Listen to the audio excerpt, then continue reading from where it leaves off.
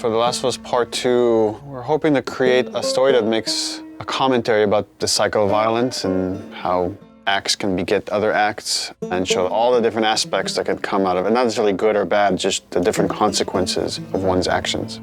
I'm gonna find, and I'm gonna kill every last one of them.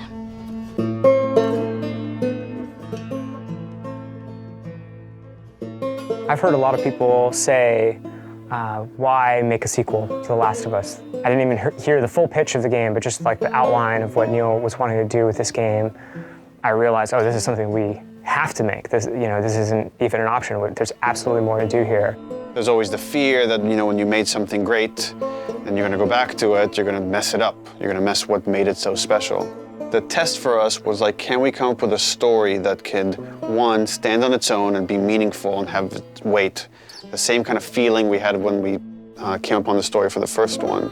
But also now, because it's part 2, it has to be additive. It has to take the first one into consideration, that if you played both, then you get like a bigger narrative. The thing that Neil really cared about, that the studio really cared about, is honoring Ellie and Joel specifically, and their journey as characters. What is the honest next steps that they would take?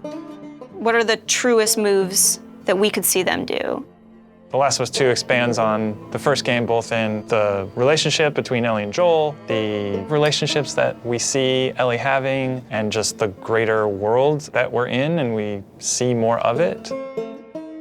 It's a genre story about this infection that turns people into these crazy monster-like humanoids. The core of it is about these really intimate, intense relationships. At the start of the game, Ellie is 19. She is living in a safe, secure community. We're coming in, 25 years after the outbreak. And you, as Ellie, live in Jackson, which is this kind of somewhat tranquil town in this really messed up reality. She has real community now. She has people who love and care for her, willing to sacrifice for her. Joel is also very settled down. He's now part of a town. He's no longer a smuggler.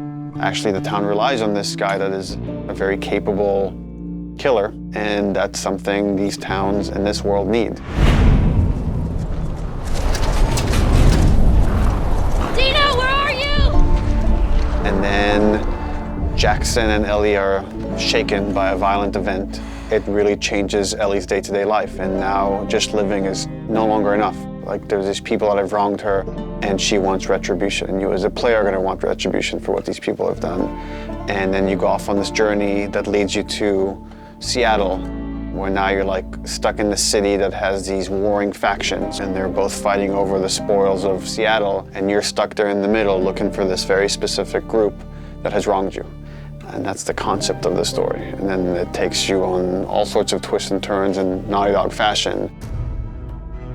I know even within the studio, we've had a lot of philosophical arguments about some of the events and what happens in the game, and I think in this one might be more divisive than the first game in a very kind of exciting way that I think it raises those interesting philosophical questions and asks the players to interpret some of the material that's there and see where they stand on those questions.